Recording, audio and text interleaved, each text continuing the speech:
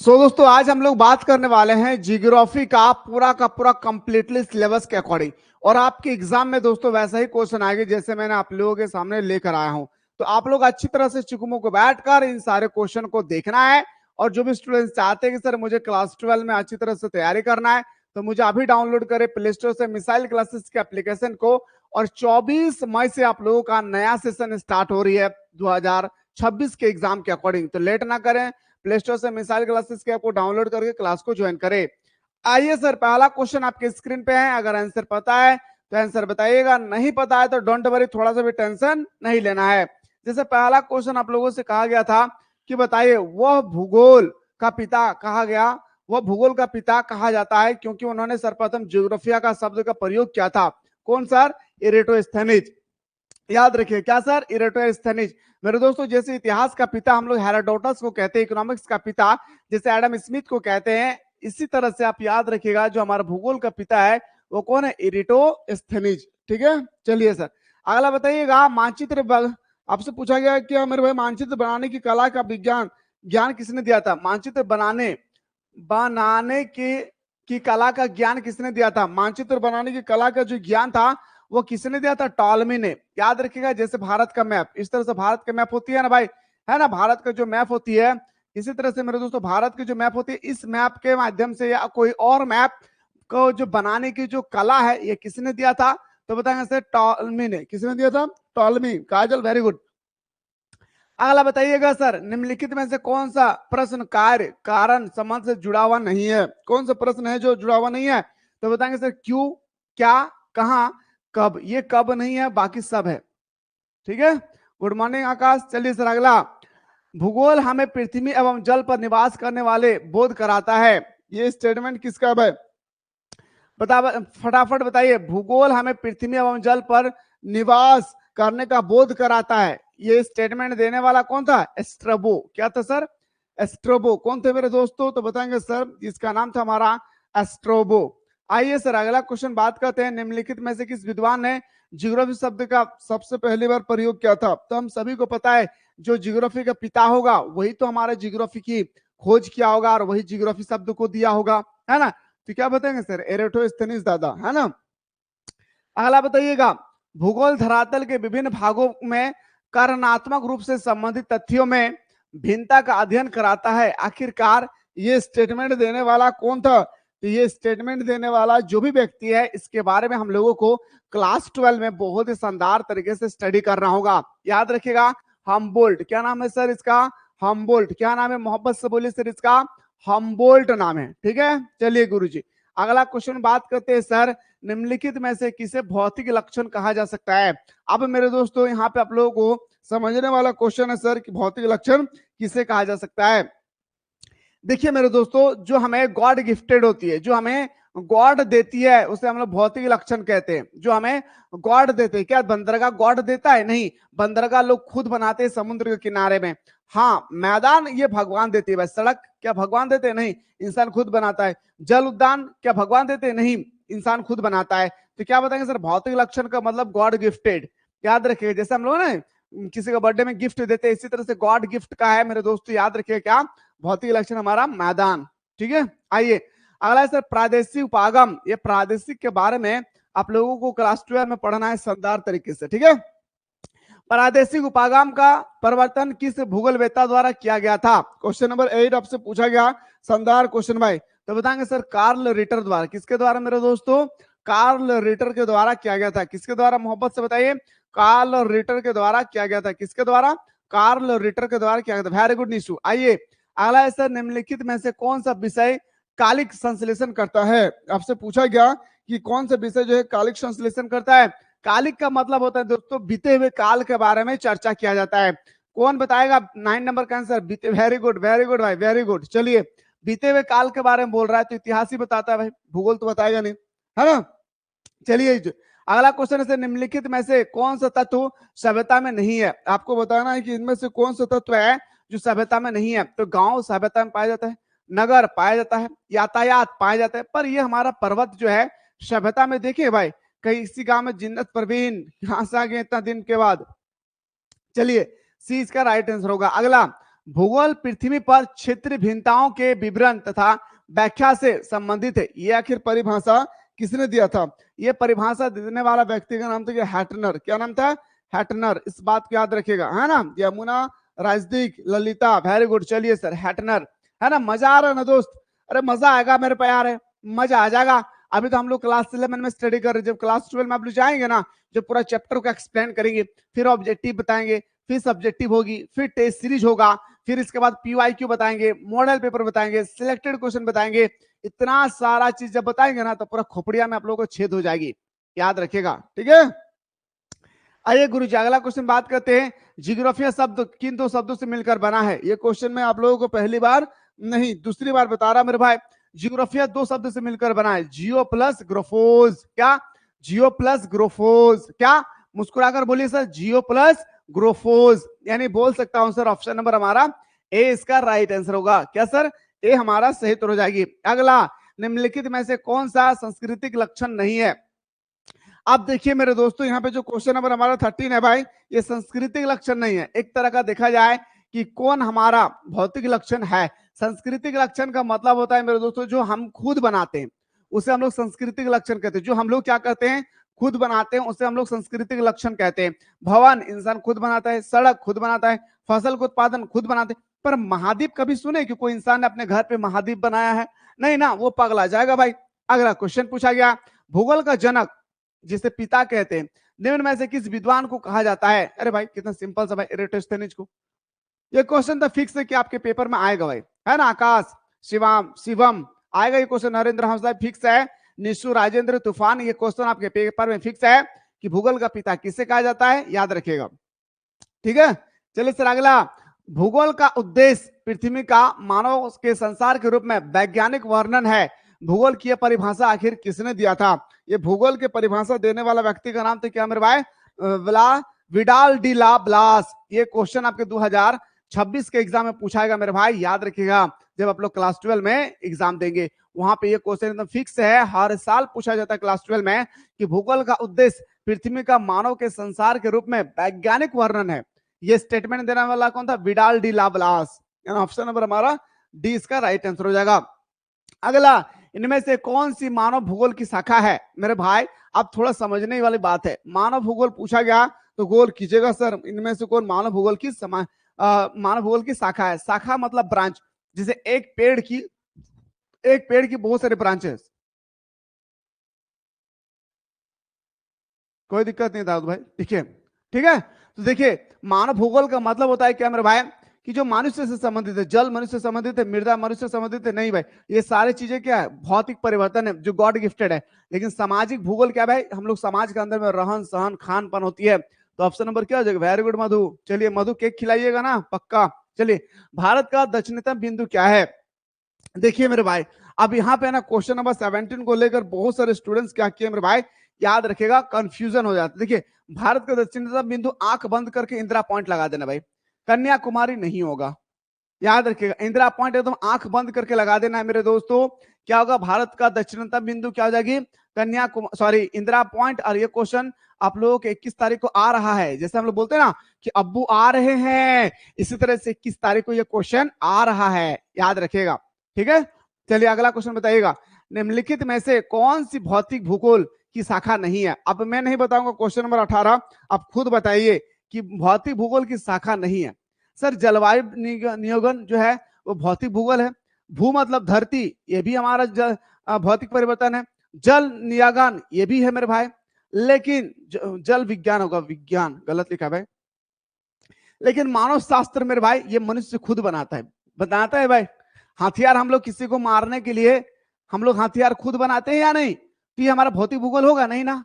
भौतिक भूगोल उसे कहते हैं जो गॉड गिफ्टेड है। क्या भगवान हमें बंदूक देते हैं? नहीं ना, इंसान खुद बनाता है भाई, है ना। चलिए सर अगला बताइएगा, जनसंख्या एवं, सबसे पहले तो आप लोग जान लीजिए कि जनसंख्या दिवस कब मनाया जाता है? 11 जुलाई को जनसंख्या दिवस मनाया जाता है। और भारत में पहली बार सफल जनगणना 1881 में हुआ था, इस बात को भी याद रखिएगा। तो जनसंख्या एवं अधिवास भूगोल निम्न में से किससे संबंधित है? याद रखिएगा मेरे भाई, किससे संबंधित है? तो बताएंगे सर ये हमारा मानव भूगोल से संबंधित है। क्यों? क्योंकि मनुष्य का ही तो जनसंख्या का काउंटिंग होता है ना। मनुष्य का ही तो जनसंख्या का क्या होती है मेरे दोस्तों? काउंट होता है, इसलिए मानव जनसंख्या जो मानव जो भूगोल है वो हमारा जनसंख्या से संबंधित रखता है ना। अच्छा, अगला कि निम्न में से किस विषय का अध्ययन पर्यावरण भूगोल में नहीं होता है। देखिए आपको क्वेश्चन नंबर 20 पूछा गया है, बहुत ही सुंदर क्वेश्चन है कि निम्न में से किस विषय का अध्ययन पर्यावरण के अंदर में नहीं होता है। तो देखिए मेरे भाई, भूमि, भूमि का ह्रास ये होता है, पर्यावरण प्रदूषण ये भी हमारे पर्यावरण से संबंधित है, पर्यावरण संरक्षण ये भी है, पर मेरे दोस्तों भूमि का उपयोग, हम भूमि में कैसे घर बनाएंगे, कैसे घर बनाएंगे, कितना तल्ला बिल्डिंग होगा, ये हमारे पर्यावरण के भूगोल के अंतर्गत नहीं आता है। सी नहीं होगा भाई, पर्यावरण संरक्षण पर्यावरण से संबंधित है, पर्यावरण प्रदूषण पर्यावरण से संबंधित है, भूमि ह्रास जमीन की दिन प्रतिदिन कटौती हो रही है, यह भी हमारा पर्यावरण का भाग है, लेकिन भूमि का उपयोग हम कितना बड़ी जमीन में बाड़ी बनाएंगे, बागान बनाएंगे, ये कोई डिसाइड नहीं कर सकता। नीति इस टाइम पे आया कीजिए भाई। अगला, ब्रह्मांड को समझने का प्रत्यंत किस विद्वान ने सर्वप्रथम दिया था। ब्रह्मांड को समझने का सबसे पहले प्रत्यंत किसने दिया था मेरे दोस्तों, तो बताएंगे सर आर्यभट्ट ने। किसने दिया था मेरे भाई, आर्यभट्ट ने दिया था। किसने दिया था, आर्यभट्ट ने होगा। चलिए सर अगला क्वेश्चन बात करते हैं कि भूगोल पृथ्वी तल का क्षेत्र है। भूगोल जो है पृथ्वी, भूगोल जो है मेरे भाई पृथ्वी तल का क्षेत्र है, यह विवरण विज्ञान है, विवरण विज्ञान है। ये स्टेटमेंट देने वाला कौन था, हैटनर। कौन था सर, याद रखिए, विवरण देने वाला कौन था, हैटनर। चलिए सर इसके बाद वाला जो क्वेश्चन है, अंकित हो रहा है अभी, अंकित ये क्लास 11 का क्लास चल रहा है, ठीक है। जब भी नहीं समझ में आएंगे ना, अपना मोबाइल का स्क्रीन टच कीजिएगा, समझ में आ जाएगा। एग्जाम में 20 तारीख से बोल रहा है सर, क्लास 12 का बोला ना 24 तारीख से स्टार्ट हो जाएगा। निम्नलिखित में से किस लक्षण को भौतिक लक्षण कहा जा सकता है, आप ही बताइए। इनमें से मेरे दोस्तों किसको आप भौतिक लक्षण कहेंगे, मैं नहीं बताऊंगा। 23 का आंसर आप लोग खुद बताइए, इनमें से किसे भौतिक भूगोल का लक्षण कहा जाता है, आप लोग खुद बताइए भाई, मैं नहीं बताऊंगा दोस्त। वेरी गुड भाई, पठार। पठार क्या हम लोग बनाते हैं, नहीं, पहाड़ से छोटे भागों को पठार कहते हैं, पहाड़ से छोटे भागों को क्या कहते हैं, पठार कहते हैं भाई, ठीक है। सड़क हम लोग बनाते हैं, जल उद्योग हम लोग बनाते हैं, बंदरगाह हम लोग बनाते हैं। नेक्स्ट क्वेश्चन, निम्नलिखित में से कौन सी प्राकृतिक लक्षण नहीं है भाई। देखिए मेरे दोस्तों, प्राकृतिक लक्षण का मतलब होता है कि जो हमें गॉड गिफ्टेड होती है। प्राकृतिक का मतलब क्या, जो हमें प्रकृति से मिल रहा है, जो हमें भगवान दे रही है। तो क्या कौन कौन भगवान दे रहा है, तो पर्वत दे रहा है भगवान, नदी भी दिया है, मैदान भी दिया है, पर सड़क भगवान दिया है नहीं, सड़क हम लोग खुद जंगलों को साफ करके बनाए हैं। Very good sir. अगला, भूगोल का उद्देश्य धरातल की प्रादेशिक या क्षेत्र भिन्नता का वर्णन है एवं व्याख्या है। ये स्टेटमेंट देने वाला आखिर कौन था, तो ये स्टेटमेंट देने वाला था हार्टशॉर्न, रिचर्ड हार्टशॉर्न। याद रखिएगा, ये स्टेटमेंट वाला क्वेश्चन आपके पेपर में छपेगा ही छपेगा। क्रमबद्ध भूगोल, क्रमबद्ध का मतलब होता है सीक्वेंस, याद रखिएगा, इसे हम लोग सीक्वेंस कहते हैं। क्रमबद्ध भूगोल किसके द्वारा परिवर्तित किया गया है, बताइए। क्रमबद्ध भूगोल जो है किसके द्वारा परिवर्तित किया गया, मेरे दोस्तों फटाफट बताइएगा। तो बताएंगे सर ये जो हमारा क्या गया था ना, वो हमारा हिमबोल्ट के द्वारा। किसके द्वारा मेरे भाई, हिमबोल्ट के द्वारा। किसके द्वारा, हिमबोल्ट के द्वारा, ठीक है। समझ में आ रही है ना दोस्त, एक बार फटाफट बताइए तो, क्या आप लोगों को समझ में आ रहा ना। आगे बढ़े, फटाफट एक बार यस का सिंबल लगा दीजिए मेरे दोस्तों। अरे तहलका मचा देंगे क्लास 12 में, डोंट वरी, तहलका मचा देंगे। बस आप लोग हमारे साथ सुबह शाम हर दिन जुड़े रहिएगा, तहलका मचा देंगे दोस्त, याद रखिएगा। ये तो अभी क्लास 11 का टेलर चल रहा है। अगला क्वेश्चन पाइए सर, निम्नलिखित में से कौन सी संख्या पृथ्वी की आयु को प्रदर्शित करती है। हमारा पृथ्वी की आयु कितनी हो चुकी है आपसे पूछा गया, तो बताएंगे सर पृथ्वी की आयु लगभग 4.6 करोड़, याद रखिए 4.6 करोड़ वर्ष हो चुकी है, यानी जिसे हम लोग बोल सकते हैं सर ऑप्शन नंबर बी, याद रखिएगा 4.6 करोड़। याद रखिए 46 लाख नहीं, करोड़ में होगा जी, लाख कैसे होगी, 4.6 करोड़, यानी जिसे हम लोग 4,600 करोड़ बोलेंगे। अगला सर बोलता है क्या कि निम्न में से कौन सी अवधि सबसे लंबी है। देखिए मेरे भाई, सबसे लंबी अवधि पूछा गया तो कल्प होगा। क्या सर, सबसे लंबी पूछा जाएगा तो कल्प होगा, ठीक है। और सबसे अगर आपसे पूछा जाएगा कि छोटा, तो मेरे भाई आपको युग बताना है। क्या बताना है, युग बताना है, ठीक है। ये सर मेरा सेम में क्लास क्यों नहीं हो रहा है सर, शाम में क्लास क्यों नहीं हो रहा है, शाम में मेरा शादी लग गया है ना, इसलिए क्लास नहीं हो रहा भाई, ठीक है। तो बताएंगे सर हमारा क्या हो जाएगा यहाँ पे, कल्प। ऑप्शन नंबर हमारा सी इसका राइट आंसर हो जाएगा। जैसे अगला क्वेश्चन देखिए थोड़ा सा, निम्नलिखित में से कौन सा तत्व वर्तमान वायुमंडल में निर्माण व संशोधन में सहायक नहीं है भाई, कौन सहायक नहीं है, तो बताएंगे सर सौर पवन तो है हमारा वायुमंडल में, गैस सूर्जन ये भी है मेरे भाई, प्रकाश संश्लेषण ये भी हमें पेड़ पौधे द्वारा प्राप्त होता है, पर विभेदन नहीं होता है। क्या सर? विभेदन नहीं होता है। चामिनी टुडू, याद रखिएगा वसीम। हमारा ऑप्शन नंबर क्या हो जाएगा सर? सी हमारा राइट आंसर हो जाएगा। अगला, निम्नलिखित में से भीतरी ग्रह कौन सी है भाई? आपसे पूछा गया क्वेश्चन नंबर 4 में कि भीतरी ग्रह किसे कहा जाता है? तो सूर्य और क्षुद्र ग्रह की पट्टी के बीच पाए जाने वाले ग्रह को हम लोग भीतरी ग्रह कहते हैं। सूर्य और क्षुद्र ग्रह की पट्टियों के बीच पाए जाने वाले ग्रह को हम लोग क्या बोलते हैं भाई? भीतरी ग्रह कहते हैं। सबसे छोटा ग्रह मेरे दोस्तों तो बताएंगे सर, बुध हमारा सबसे छोटा ग्रह है। याद रखिएगा मेरे दोस्तों, शुक्र क्या है? शुक्र हमारा चमकीला ग्रह है। बृहस्पति, बृहस्पति क्या मेरे भाई? ये हमारा सौरमंडल का सबसे बड़ा ग्रह है। सर सौरमंडल में कितना ग्रह है सर? तो बताएंगे सर, सौरमंडल में टोटल 8 ग्रह है। याद रखिएगा सौरमंडल में टोटल कितना है भाई? 8 ग्रह है। इस बात को याद रखिएगा। सबसे छोटा ग्रह बुध, सबसे बड़ा ग्रह बृहस्पति, सबसे चमकीला ग्रह भोर का तारा है ना भाई, चमकता हुआ सितारा किसे कहा जाता है? शुक्र ग्रह को। ठीक है। आइए सर, पृथ्वी कौन सा ग्रह पे संभव है? तो बताएंगे सर पृथ्वी, सॉरी जीवन किस ग्रह में संभव है? तो बताएंगे सर पृथ्वी में जीवन संभव है। कौन सा ग्रह लाल है? तो मंगल ग्रह हमारा क्या है मेरे दोस्तों? लाल है। मंगल ग्रह क्या है दोस्तों? लाल है। क्या बताएंगे सर? मुस्कुराकर बोलिए सर, मंगल ग्रह क्या है? मुस्कुराकर बोलिए ना भाई। मंगल ग्रह हमारा क्या है? लाल है भाई। ठीक है। चलिए सर अगला, सौरमंडल का सबसे चमकीला ग्रह मैं नहीं बताऊंगा, फटाफट सर। अभी आप लोगों ने बताया कि सौरमंडल का सबसे चमकीला ग्रह कौन हो जाएगी? तो बताएंगे सर बुध हमारा। Very good. जिन्नत पर भी हर दिन क्लास क्या कीजिए, अपना माँ बाप का नाम रोशन करना है ना। पृथ्वी की उत्पत्ति से संबंधित निहारिका परिकल्पना सिद्धांत बहुत इंपॉर्टेंट मेरे भाई।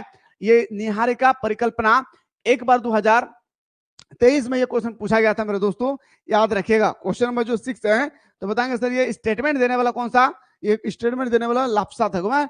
लाप्सा ऑप्शन नंबर हमारा ए हमारा सही तो हो जाएगी। निहारिका परिकल्पना का जो सिद्धांत दिया था वो ऑप्शन नंबर क्या हो जाएगी सर? हमारा option number A is the right answer. अगला, कौन सी परिकल्पना हॉयल तथा लिटिलटन द्वारा प्रतिपादित किया गया था? हॉय आपसे पूछा गया, हॉयल याद रखिएगा, हॉयल परिकल्पना, हॉयल तथा लिटिलटन किसके द्वारा प्रतिपादित किया गया था?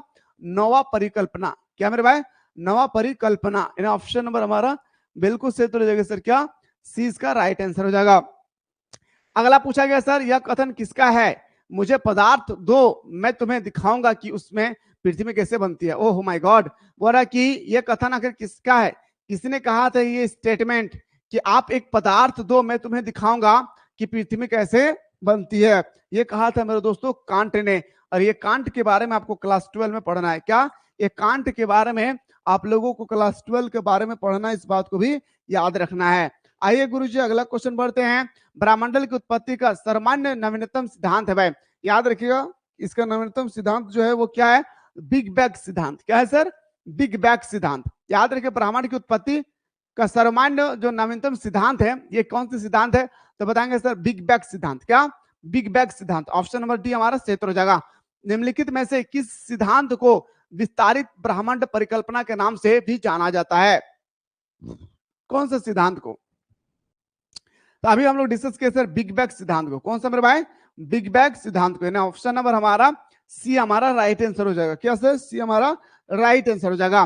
पृथ्वी के क्रोड पर कौन से दो पदार्थ पाए जाते हैं? Crust, mantle, क्रोड।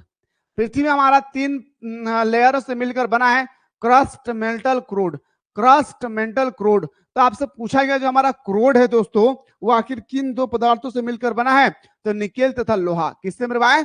निकेल, याद रखेगा, निकेल तथा Fe। Fe का मतलब लोहा, Na प्लस Fe। याद रखिए, Na plus Fe। Very good भाई, याद रखिएगा। क्रस्ट, मेंटल, क्रोड। क्या बताएंगे सर? क्रस्ट, मेंटल, क्रोड, भूलिएगा नहीं। ठीक है। अगला बताइएगा क्वेश्चन नेक्स्ट। चंद्रमा उपग्रह है भाई। आखिर आपसे पूछा गया कि जो चंद्रमा है वो किसका उपग्रह है? तो चंद्रमा हमारा पृथ्वी का उपग्रह है। क्या सर? चंद्रमा हमारा पृथ्वी का उपग्रह है।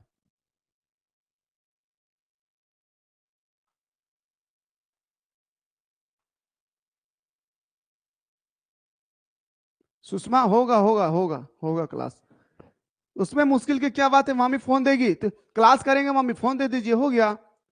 चलिए सर अगला, इनमें से कौन सा ग्रह सूर्य के सबसे नजदीक ग्रह है? देखिए मेरे दोस्तों, आपसे यहाँ पे पूछा गया क्वेश्चन नंबर 13 में कि सूर्य का सबसे नजदीक ग्रह कौन है? तो बुध हो जाएगा सर हमारा सूर्य का सबसे नजदीक ग्रह। क्या हो जाएगा सर? बुध हो जाएगा हमारा सूर्य का सबसे नजदीक ग्रह। कौन हो जाएगा? बुध हो जाएगी हमारा सूर्य का सबसे नजदीक ग्रह। अभी तो कम से कम आंसर बताइए मेरे भाई, ये सब क्लास 8 का क्वेश्चन है। बुध हो जाएगा सूर्य का सबसे नजदीक ग्रह, याद रखिएगा। और यूरेनस सूर्य का सबसे दूरी वाला ग्रह, सबसे नजदीक जैसे बुध है, तो इसी तरह से सूर्य का सबसे दूरी वाला ग्रह जो है मेरे दोस्तों वो कौन हो जाएगी? यूरेनस। क्या बताएंगे सर? यूरेनस। ठीक है, आइए बोना ग्रह किसे कहते हैं? फटाफट बताइए मेरे भाई। क्वेश्चन नंबर 14, बोना ग्रह किसे कहते हैं? याद रखिएगा, बोना ग्रह हम लोग प्लेटो को कहते हैं। किसको कहते हैं सर? बोना ग्रह प्लेटो को कहते हैं। Very good Chamuni, very good very good. चलिए सर, तो बताएंगे सर प्लेटो को बोना ग्रह कहते हैं, शुक्र को चमकीला ग्रह कहते हैं, बुध को सबसे छोटा ग्रह कहते हैं, और मंगल को लाल ग्रह कहते हैं। याद रखिएगा, क्या मेरे भाई? लाल ग्रह कहते हैं।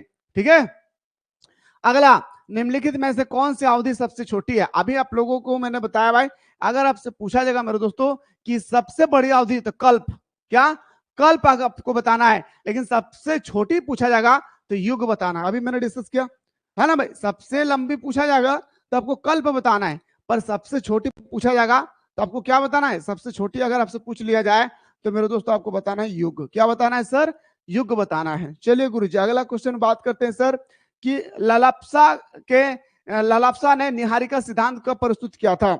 याद रखिए, प्रस्तुत कब किया था ये आपसे पूछा गया, तो 1796 को। कब प्रस्तुत किया था सर? 1796 को। कब प्रस्तुत किए थे?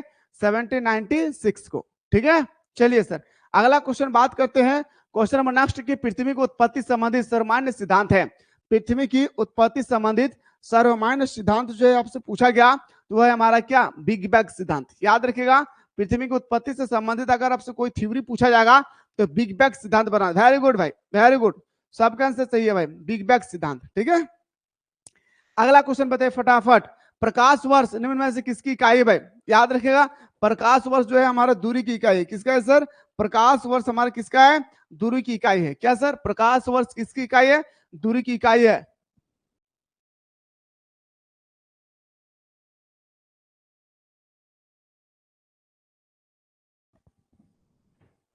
ठीक है, अगला क्वेश्चन से निम्न में से कौन सा बाह्य ग्रह है? देखिए मेरे भाई, आपसे पूछा गया ना बाह्य ग्रह, है ना, तो बाह्य ग्रह हम लोग शनि को कहते हैं भाई। सॉरी, बाह्य ग्रह किसे कहते हैं सर? हम लोग शनि को कहते हैं। क्या कहते हैं सर?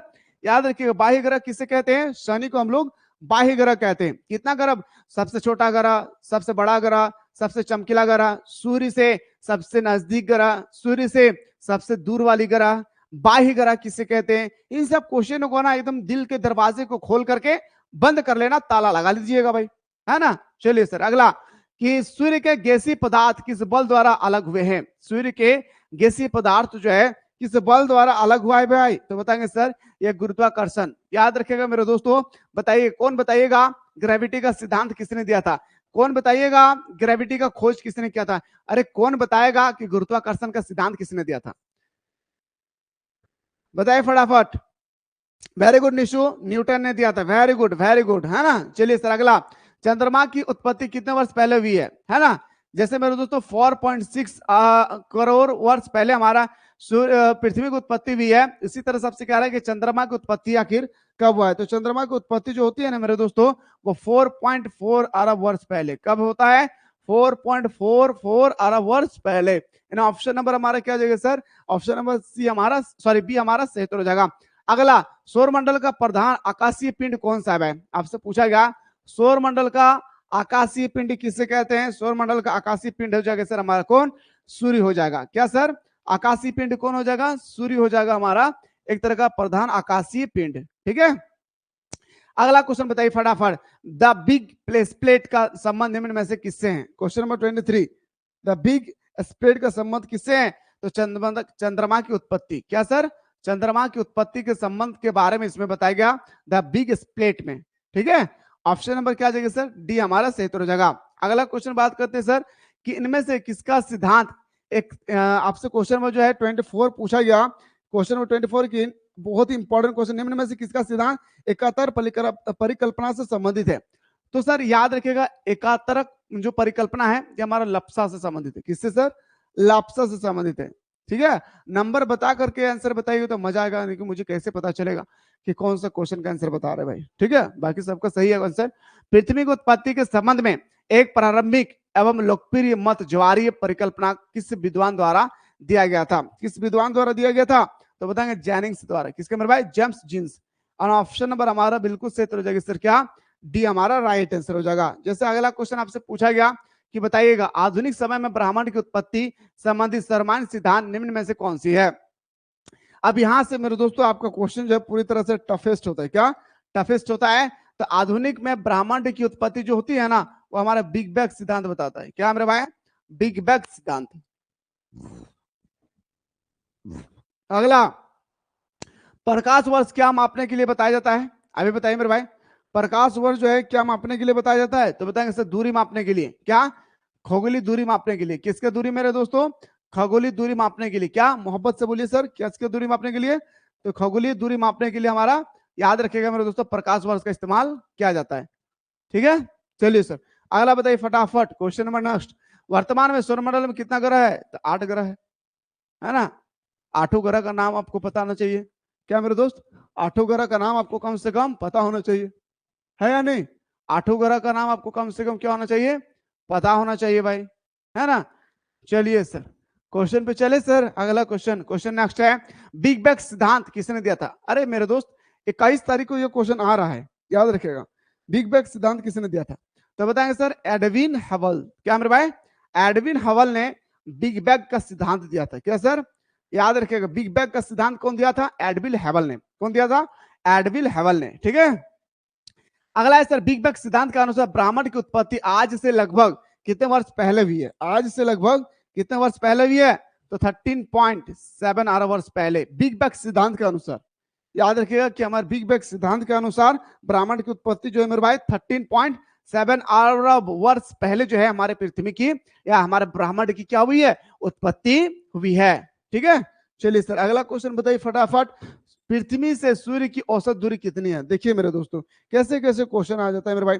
पृथ्वी से सूर्य की जो औसत दूरी है ना, वो 14.96 याद रखिएगा करोड़ किलोमीटर है भाई, याद रखिए क्या 14.96 करोड़ किलोमीटर है। ठीक है, बिग बैंग क्या होता है मैं बताऊंगा, डोंट वरी। ठीक है, आइए सर अगला क्वेश्चन है सर, आंतरिक एक बार लास्ट में काजल आप पूछिएगा जब क्लास एंड हो जाएगी ना, बिग बैंग क्या है मैं आपको पूरा का पूरा वीडियो दिखाऊंगा। ठीक है, तो आंतरिक ग्रह के अंतर्गत निम्न में से किस ग्रह को नहीं रखा जाता है, तो आंतरिक ग्रह के रूप में मेरे दोस्तों किसको नहीं रखा जाता है, तो बताएंगे सर ये हमारा शनि को। अच्छा मैं अभी आप लोगों को डिस्कस करवा, याद है, शनि को बाह्य ग्रह के रूप में रखा जाता है। क्या मेरे भाई, बाह्य ग्रह के रूप में इसको देखा जाता है। मैंने अभी आप लोगों को बताया कि बाह्य ग्रह कौन है, तो बताएंगे सर शनि। अभी बताए भाई बाह्य ग्रह कौन है, तो बताएंगे सर शनि। बताए थे या नहीं, बाकी सब क्या है, आंतरिक ग्रह है ना। अगला क्वेश्चन है, निम्नलिखित में से किस युग को डायनासोर का युग कहा जाता है। ये अभी आप लोगों का ऐसे वन का एग्जाम हुए थे ना कुछ दिन पहले अक्टूबर महीना में, वहीं पे मेरे दोस्तों ये आपसे पूछा गया था कि डायनासोर का युग कौन सा है, तो बताएंगे जुरासिक युग। याद रखिएगा जुरासिक युग को हम लोग डायनासोर का युग कहते हैं। क्या दोस्त, याद रखिएगा जुरासिक युग को हम लोग क्या कहते हैं, डायनासोर का युग कहते हैं। अगला क्वेश्चन है सर, पृथ्वी पर जीवन का प्रारंभ आज से लगभग कितना वर्ष पहले हुआ है। पृथ्वी पर जीवन का प्रारंभ आज से लगभग कितने साल पहले हुआ है, तो मेरे दोस्तों 3 अरब 80 करोड़ वर्ष पहले। इसीलिए तो कहते हैं पहले बंदर थे, फिर घास खाएं, फूस खाएं, फिर चुगली करना शुरू किए, है ना। चलिए सर, हाँ याद रखिएगा 3.80 माने 3 अरब 80 करोड़ वर्ष पहले मानव जो है पृथ्वी पर आ चुके थे। निम्न में से जियोविन ग्रह क्या है, एकदम दिल के दरवाजे बंद कर लीजिए 35 को, एकदम मेरे दोस्तों दिल के दरवाजे पे बंद कर लीजिए कि जोवियन ग्रह किसे कहते हैं, तो भाई बृहस्पति को हम लोग क्या कहते हैं, जोवियन ग्रह। याद रखिएगा मेरे भाई बृहस्पति को क्या कहते हैं, एकदम दिल के दरवाजे पे बंद कर लीजिए, जोवियन को हम लोग क्या कहते हैं, तो बताएंगे सर बृहस्पति ग्रह को। पार्थिव ग्रह किस, ये 2 क्वेश्चन एकदम दिल के दरवाजे पे बंद कर लीजिए, हो सके तो आप लोग अगर कॉपी पेन लेकर बैठे तो लिख लीजिएगा, जोवियन ग्रह किसे कहते हैं, बृहस्पति को। एक क्वेश्चन और याद रखिएगा, पार्थिव ग्रह किसे कहते हैं, तो बताएंगे सर जो हमारा पार्थिव ग्रह है वो आपसे पूछा गया, तो पार्थिव ग्रह हम लोग शुक्र को कहते हैं। क्या मेरे भाई, पार्थिव ग्रह हमारा शुक्र कहते हैं। किसको कहते हैं, पार्थिव ग्रह हम लोग शुक्र कहते हैं, जोवियन ग्रह हम लोग किसको कहते हैं, बृहस्पति को। याद रखिएगा एक शुक्र के बाद सॉरी बृहस्पति के बाद शुक्रवार आता है, तो आप लोग जोबियन, याद रखिएगा जोबियन आता है पहले, याद रखना कॉखो में सबसे पहले कौन आता है, जौ, है ना, तो पहले बृहस्पति आएगा। ठीक है, उसके बाद कॉखो में जौ के बाद क्या आता है, पौ, तो पौ के बाद क्या आता है मेरे दोस्तों, शुक्र। ठीक है, ये ट्रिक के माध्यम से आप याद रखिएगा। अगला, पृथ्वी की उत्पत्ति आज से लगभग कितने वर्ष पहले हुई है, अभी मैंने 37 बताया था सर कि पृथ्वी की उत्पत्ति जो है ना आज से लगभग 4.6 अरब वर्ष पहले हुआ। कब मेरे भाई? तो 4.6 अरब वर्ष पहले हुई है। ठीक है, मैं जो बता रहा हूं समझ में आ रही है ना? चलिए गुरुजी अगला क्वेश्चन बढ़ते हैं सर। पृथ्वी की त्रिज्या कितनी है? मेरे भाई अगर ये पृथ्वी है तो पृथ्वी की रेडियस कितना है, ये आपसे पूछा गया। अगर ये पृथ्वी है तो पृथ्वी की रेडियस कितना है? तो बताएंगे सर 6370 किलोमीटर। क्या सर? 6370 किलोमीटर। अगला क्वेश्चन है सर, समुद्र मार्ग से पृथ्वी की परिकल्पना करने वाला प्रथम नाविक कौन था? बताइए 39 में। तो बताएंगे सर ये था हमारा मैगलन था। कौन था मेरे भाई? मैगलन था। एक बार आप लोग फटाफट यहां तक बताइए, क्या मेरे दोस्तों आप लोगों को अभी तक अच्छी तरह से समझ में आया? मैगलन था, वेरी गुड। आप लोग एक बार फटाफट बता दीजिए मेरे भाई, ताकि मुझे समझ में आ जाएगा कि आप लोगों को समझ में आ रही या नहीं। है ना, दिल थाम कर बैठे दोस्तों, मजा आएगा आज के क्लास में। और भी क्वेश्चन मैं लेकर आया हूँ, ठीक है ना? बस आप लोग दिल थाम कर बैठिए। एक बार बता दीजिए यहाँ तक कि आप लोगों को सही तरीके से समझ में आ गया ना? अरे हाँ, एक बार यस का सिंबल तो दबाइए मेरे दोस्त, एक बार यस का सिंबल तो दबाइए, ताकि मुझे पता चलेगा ना कि आप लोगों को सही तरीके से समझ में आया है या नहीं आया है। चलिए सर, आप लोगों को समझ में आ गया होगा, मुझे पूरा विश्वास है। अब हम लोग क्वेश्चन नंबर नेक्स्ट की ओर बढ़ते हैं। देखिए मेरे दोस्तों, अगला क्वेश्चन आपके सामने है कि निम्नलिखित में से अब भूकंप से संबंधित, धरती और भूकंप से संबंधित होगी। टॉपिक का नाम ही है मेरे भाई क्या? पृथ्वी का आंतरिक संरचना, है ना? निम्नलिखित में से कौन से भूगर्भ की जानकारी के प्रत्यक्ष साधन है? भूगर्भ, पृथ्वी के बारे में प्रत्यक्ष जानकारी का कौन सा साधन है? तो पृथ्वी के तल के बारे में, पृथ्वी के अंदर के बारे में अगर आप चर्चा करना चाहते हैं तो आपको सबसे पहले ज्वालामुखी देखना होगा। याद रखिएगा, चाहे वो डेड ज्वालामुखी हो या जीवित ज्वालामुखी हो, है ना? अगला क्वेश्चन बात करते हैं, दक्कन ट्रैम्प की शैली किस शैली समूह की किस प्रकार के ज्वालामुखी उद्गार का परिणाम देती है? तो दक्कन ट्रैम्प जो देता है मेरे दोस्तों, सीड देता है। क्या? सीड देती है, जिसे हम लोग ऑप्शन नंबर क्या कहते हैं? ए हमारा शैत्रोजगा। निम्नलिखित में से कौन सा स्थल मंडल को वर्णित करता है? इनमें से आपसे पूछा गया कि कौन स्थल मंडल को वर्णित करता है, तो स्थल मंडल को वर्णित कौन करेगा? तो बताएंगे सर भूपटल और ऊपरी मेंटल, क्रस्ट मेंटल क्रूड, है ना? भूपटल और हमारा कौन भाई? ऊपरी मेंटल। ऑप्शन नंबर हमारा बिल्कुल सही हो जाएगी सर, क्या? सी हमारा राइट आंसर हो जाएगा। अगला क्वेश्चन बात करते हैं सर कि भूकंप तरंग चट्टानों में संकुचन और फैलाव लाती है। भाई कौन सा ऐसा भूकंप तरंग है जो चट्टानों में संकुचन लाती है? जैसे मान के चलिए चट्टान इतना बड़ा है ना, तो सिकुड़ जाएगी इस तरह से, सिकुड़ते सिकुड़ते सिकुड़ते सिकुड़ते एक समय ऐसा आएगा कि छोटा हो जाएगा। ये बड़ा सा चट्टान एक छोटा सा चट्टान बन जाएगी। वही कह रहा है कि भूकंप तरंगे चट्टानों में संकुचन और फैलाव लाती है। भाई कौन सा तरंग है जिसमें हम लोगों का फैलाव लाता है? तो पी तरंग। क्या बताएंगे सर? हमारा पी तरंग है। ऑप्शन नंबर हमारा बिल्कुल सही हो जाएगा सर, क्या? ये हमारा सही हो जाएगा। अगला, सबसे तीव्र गति वाली भूकंप तरंग कौन सी है? सबसे फास्ट तरंग आपसे पूछा गया कि मेरे भाई सबसे खतरनाक तरंग कौन सी है? भाई सबसे खतरनाक भूकंपी तरंग कौन सा है? तो पी तरंग। याद रखिएगा मेरे दोस्तों, सबसे खतरनाक तरंग जो है, सबसे खतरनाक भूकंपी तरंग जो है हमारा पी तरंग है। याद रखिए, क्या सर? पी तरंग है, पिंकी, याद रखिएगा। ठीक है, देखिए हमारा जो तरंग होती है वो 3 प्रकार का, पी, एस, एल। ये सबसे खतरनाक है, ये मिडिल केस में आता है, ये लोअर केस में आता है, ये कभी कभी आता है। लेकिन मेरे दोस्त सॉरी, हाँ ये मतलब जो हमारा भूकंप आती है ना, वो इसी एरिया पे आता है, एल या एस। अगर इस पे आ गई तो दुनिया को ध्वस्त कर देगी। जैसे मेरे दोस्त आप लोगों ने आज के डेट में सुना होगा, म्यांमार और थाईलैंड के बीच में जो हुई है घटना, है ना, काफी लोगों की मृत्यु हो चुकी है। अगला कहता है सर, निम्नलिखित में से कौन सा सक्रिय ज्वालामुखी है? क्वेश्चन नंबर 6 कहता है सर, कौन सक्रिय ज्वालामुखी है? तो बताएंगे सर एस्ट्रोबोली। एस्ट्रोबोली क्या है मेरे भाई? सक्रिय ज्वालामुखी है।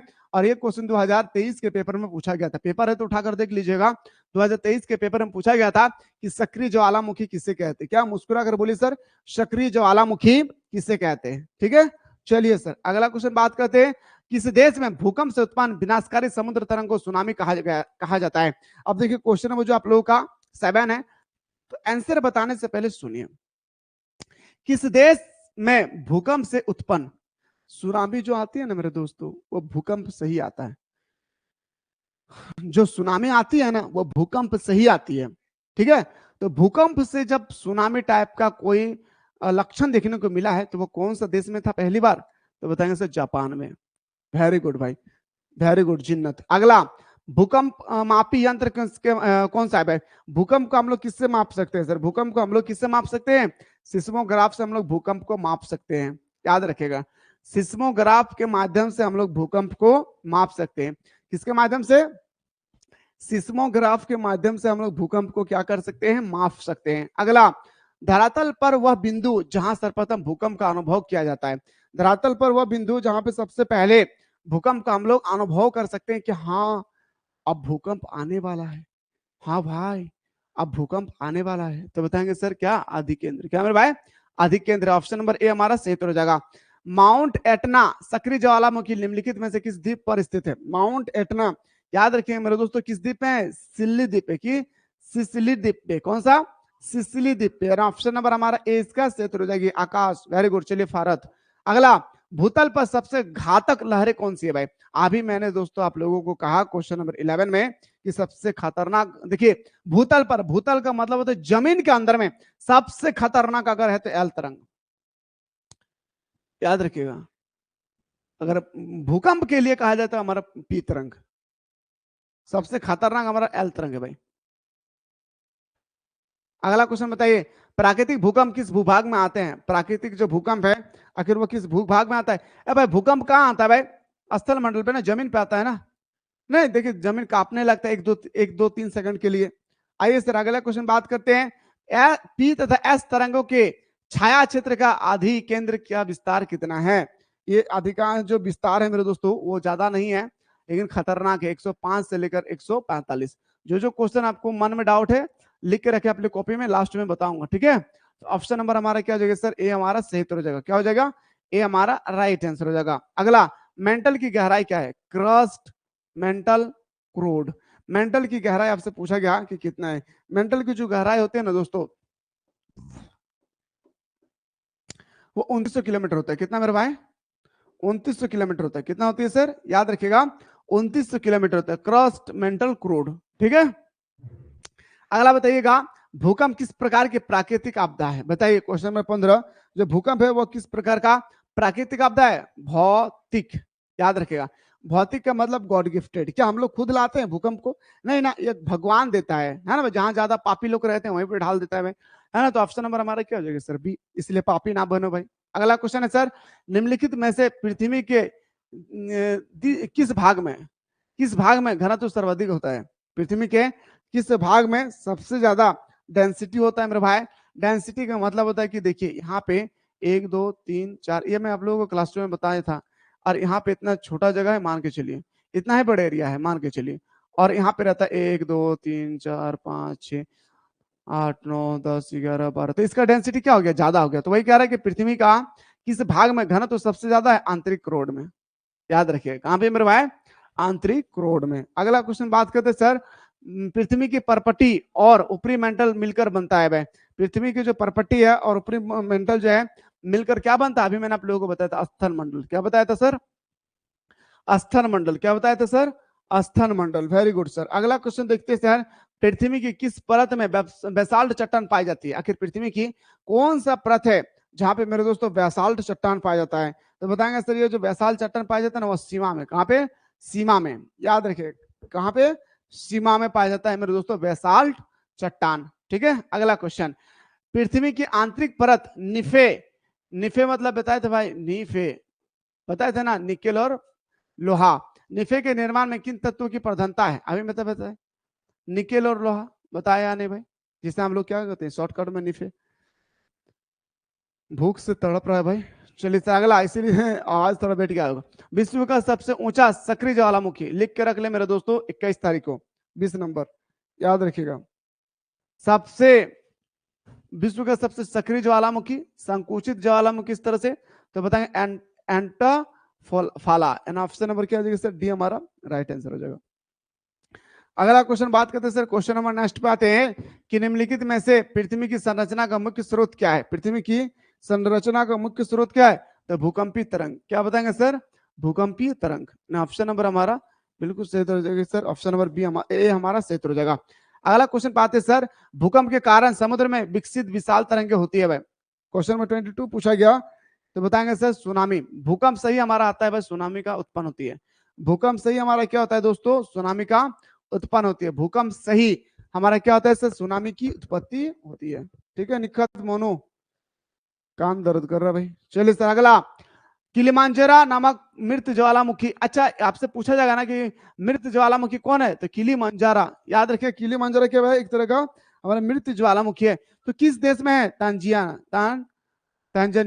कहाँ पे है सर, तांजानिया पे। याद रखिएगा, किलिमांजारो जो ज्वालामुखी है, मृत ज्वालामुखी, डेड ज्वालामुखी, मरा हुआ ज्वालामुखी, वो कौन से देश में है, तो बताएंगे सर तांजानिया में। कहाँ पे है सर, तांजानिया में। मैं अभी दिखाऊंगा क्या कि ज्वालामुखी किससे होता है, भूकंप कैसे होता है, सुनामी कैसे होता है।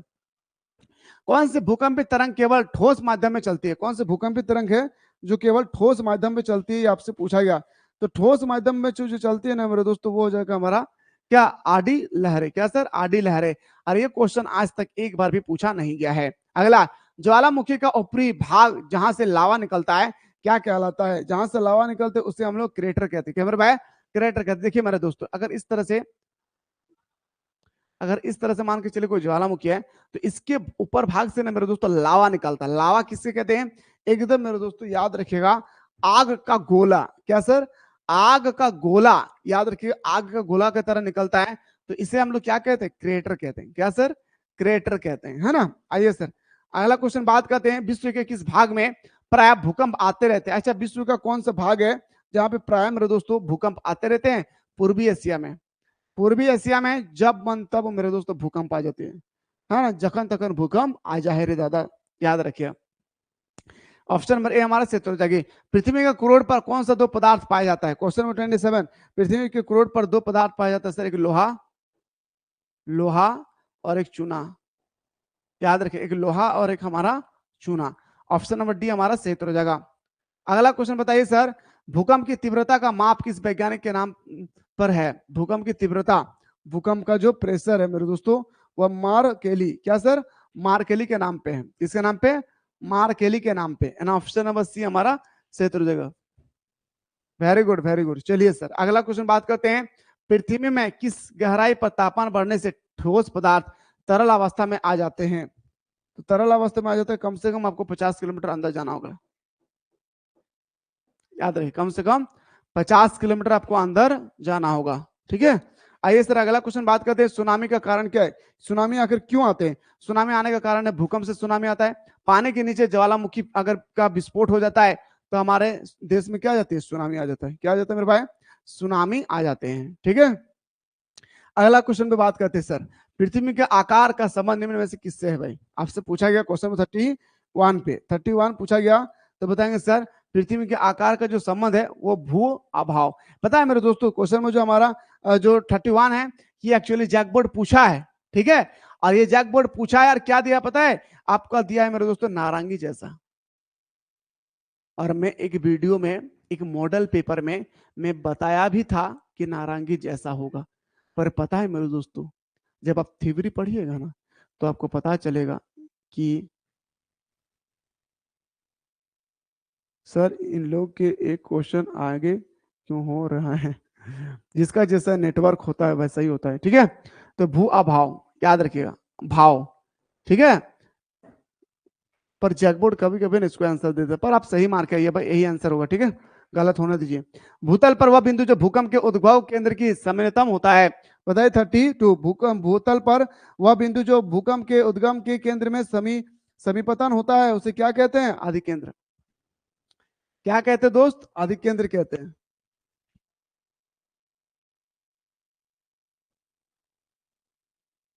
ये क्वेश्चन बैंक का नहीं है निशु, निशु आप एक बार क्वेश्चन बैंक उठा करके देखिएगा, ये क्वेश्चन बैंक का नहीं है। निशु मैं आपसे बात कर रहा हूं, ये क्वेश्चन बैंक का नहीं है। ठीक है, एक बार उठा के देख लीजिए यार, क्वेश्चन बैंक में बहुत सारा गलत है मुझे पता है।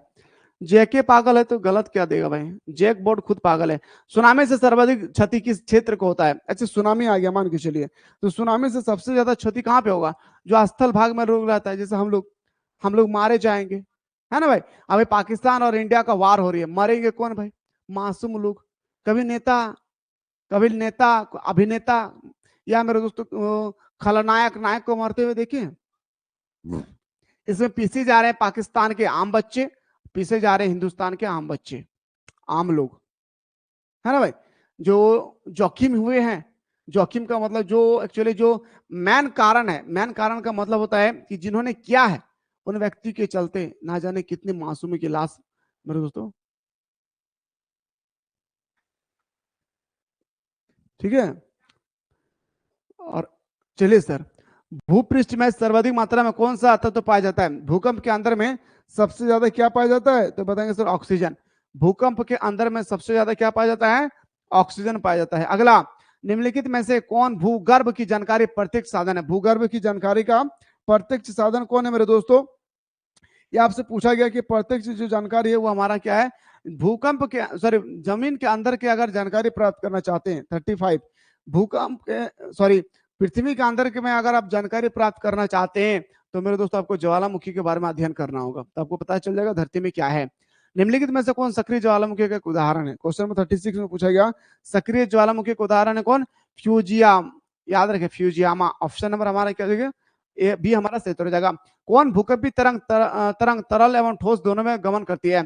कौन सा भूकंपी तरंग जो है मेरे दोस्तों जो तरल और ठोस दोनों में गमन करता है? पी तरंग। याद रखिए क्या होगी सर हमारा? पी तरंग। ठीक। आइए सर अगला क्वेश्चन बात करते हैं भूकंप की तीव्रता किस स्केल पर मापी जाती है? अभी मेरे दोस्तों मैंने आप लोगों को 38 में बताया था कि भूकंप को रिएक्टर स्केल द्वारा मापा जाता है। किसके द्वारा? बैरोमीटर से तापमान माना जाता है, पायरोमीटर से बुखार का टेम्परेचर मापा जाता है। ठीक। अगला क्वेश्चन बताइएगा, पृथ्वी की आंतरिक संरचना में मध्यवर्ती परत किस नाम से जाना जाता है? मेरे दोस्तों मैंने अभी आप लोगों को बताया था, नहीं बताया, कि क्रस्ट, मेंटल, क्रोड, बताया था ना। तो आपसे कह रहा है क्या पता है मेरे दोस्तों? ये भाग, ये भाग आपसे कह रहा है भाई किस नाम से जाना जाता है?